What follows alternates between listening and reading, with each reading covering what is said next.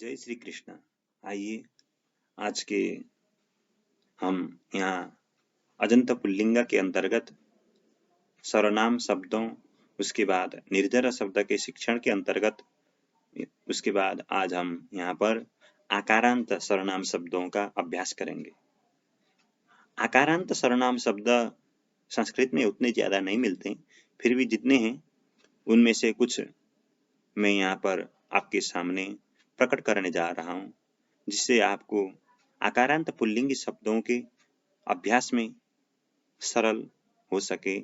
इसलिए आइए आज हम सबसे पहले विश्वपा शब्द।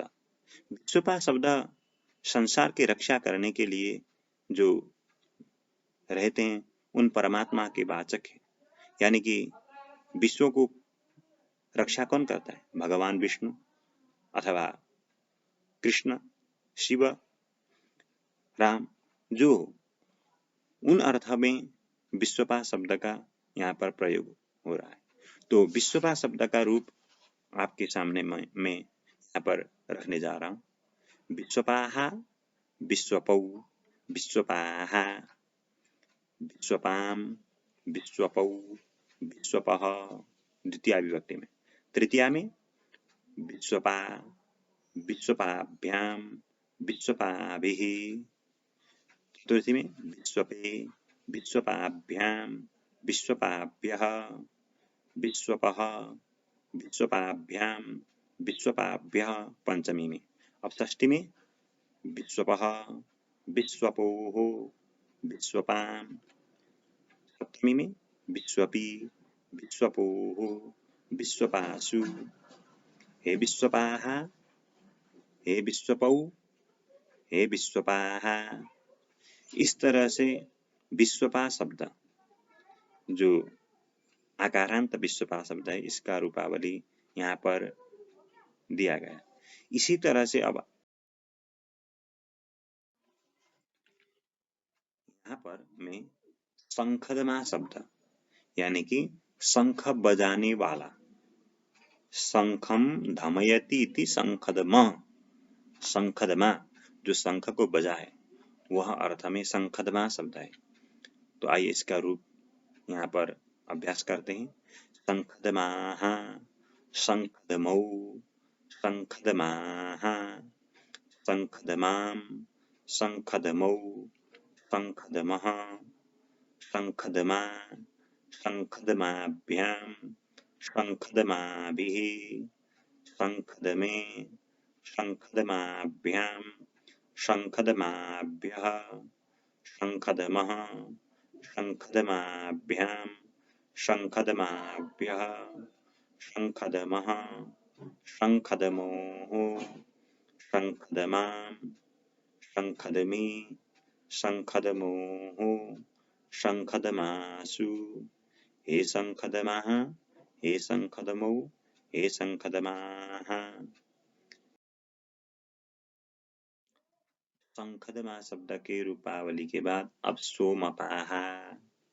सोमपाहा यानी यज्ञ में जो सोम रस पान करे उसके लिए सोमपाहा ऐसा शब्द का प्रयोग किया जाता है। तो सोमपाहा शब्द का रूपावली भी विश्वपाहा शब्द की तरह ही होगी।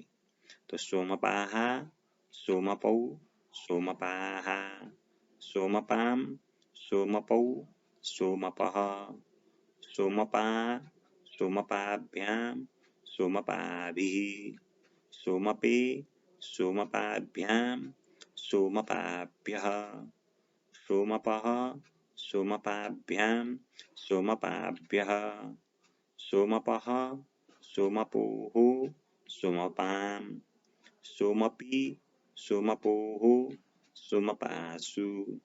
हे सोमपाः, हे सोमपौ, हे सोमपाः।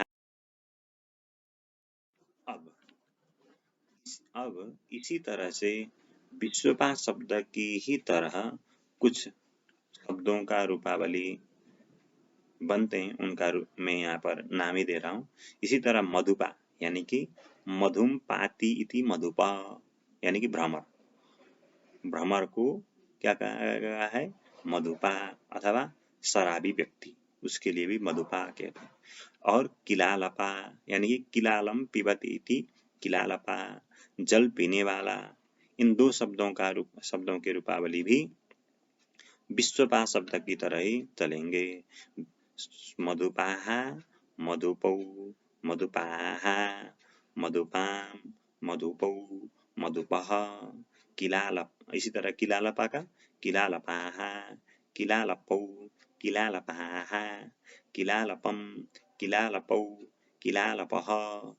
इस तरह से आप ठीक विश्वपा इस शब्द का भी रूपावली अभ्यास कीजिए। अब आता है आकारांत शब्द में थोड़ा विशेष हाहा शब्द। हाहा शब्द गंधर्ववाचक है। हाहा हुहुस चैव माद्या, ऐसा कहकर अमरकोश में हाहा शब्द का प्रयोग मिलता है। यानी कि हाहा शब्द जो है वह गंधर्ववाचक है। गंधर्ववाचक होने के कारण यह शब्द विश्वपा शब्द से कहीं पर थोड़ा भिन्न होगा। तो आइए इसका अभ्यास करते हैं।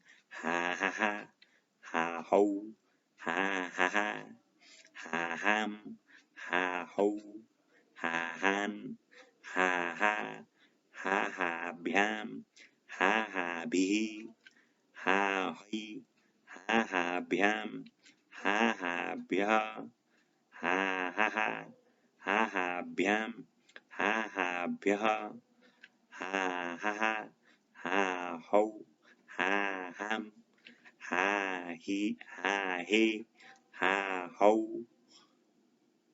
हा हा सु, और हे हा, हे हा हौ, हे हा। यहाँ पर विश्वपा शब्द की तरह ही मधुपा, किलालपा, सोमपा शब्दों का रूपावली प्रस्तुत किया गया। पर हाहा शब्द जो है वो विश्वपा शब्द की तरह हुबहू नहीं मिलती। उसके रूपावली, विश्वपा शब्द के रूपावली और हाहा शब्द के रूपावली में थोड़ा अंतर है। जो अंतर कहीं पर जैसे द्वितीया के बहुवचन में विश्वपः होता है, पर हा हा हा ऐसा ही होगा। हा हा हा ऐसा नहीं बनता है रूप। इसलिए इसको थोड़ा सा आप ध्यान में रखें, कहाँ पर रूप भिन्न बना और कहाँ पर हूबहू विश्वपा शब्द से मिल गया, इसको ध्यान में रखकर आप इसका अभ्यास कीजिए। आज के लिए आकारांत शब्दों का अभ्यास यहीं पर समाप्त किया जाता है। जय श्री कृष्ण।